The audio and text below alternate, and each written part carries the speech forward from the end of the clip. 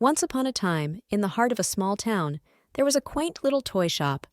It was a magical place filled with all sorts of toys, from dolls to teddy bears to toy soldiers. The shop was owned by an old man named Mr. Hargrove, who was known throughout the town for his love of toys and his ability to fix even the most broken of them.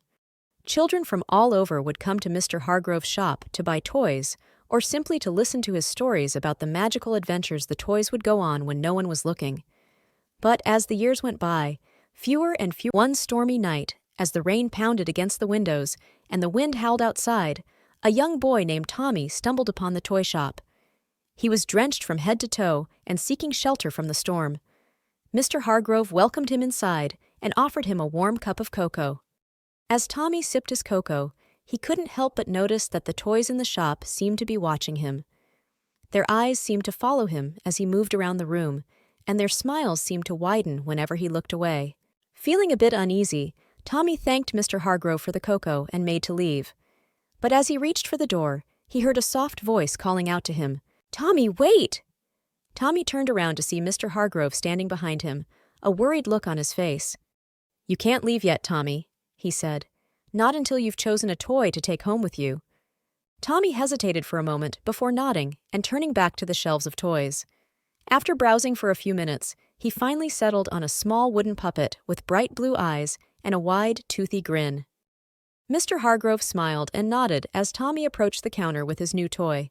But as Tommy left the toy shop and made his way home through the storm, he couldn't shake the feeling that he was being followed. He glanced over his shoulder several times, but each time he saw nothing but the empty streets and the pouring rain.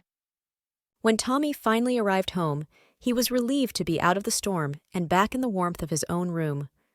He placed the puppet on his bedside table and climbed into bed, hoping to get some rest after the long, unsettling night. But just as he was about to drift off to sleep, he heard a soft whisper coming from the direction of the puppet. "Tommy, wake up!" Tommy's eyes snapped open, and he sat up in bed, his heart pounding in his chest. "Who's there?" he whispered, his voice trembling. "It's me, Tommy," the puppet said, its wooden mouth moving up and down as it spoke. "I need your help." Tommy stared at the puppet in shock, unable to believe what he was seeing. "I don't have time to explain," the puppet said urgently. "You need to listen to me. There's something evil in this town, something that wants to destroy everything in its path, but together we can stop it." Tommy hesitated for a moment, unsure of whether to believe the talking puppet. But there was something about the urgency in its voice that made him want to trust it. "Okay," he said finally. "I'll help you. What do we need to do?" The puppet explained that they needed to find the source of the evil in the town and destroy it before it was too late. Tommy agreed to help, and together they set out into the night to confront the darkness that lurked in the shadows. As they made their way through the deserted streets, they could feel the evil presence growing stronger with each step they took. Finally, they arrived at an old abandoned house at the edge of town. Tommy nodded, his heart pounding in his chest as they approached the house. With each creak of the floorboards and each gust of wind, he could feel his fear growing stronger. But he knew that he couldn't turn back now. The fate of the town depended on him. Together, Tommy and the puppet entered the house, their eyes scanning the darkness for any sign of the evil that lurked within. And then suddenly, they saw it. A dark shadow slithered across the floor, its eyes glowing with a malevolent light.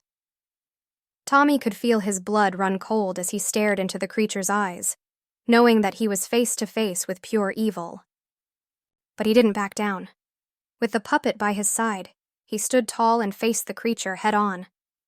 "Leave this town alone," he said, his voice steady despite his fear. "You're not welcome here." The creature let out a hiss of anger, its eyes narrowing into slits as it glared at Tommy and the puppet. "You can't stop me," it said, its voice low and menacing. "I am eternal. I am unstoppable." But Tommy refused to back down. With a defiant shout, he lunged forward, his hands outstretched as he tried to grab hold of the creature. And then, suddenly, there was a blinding flash of light, and the creature let out a deafening scream as it was consumed by the light. When the light finally faded, Tommy and the puppet found themselves standing alone in the abandoned house, the evil presence gone without a trace. "We did it," Tommy said, a smile spreading across his face.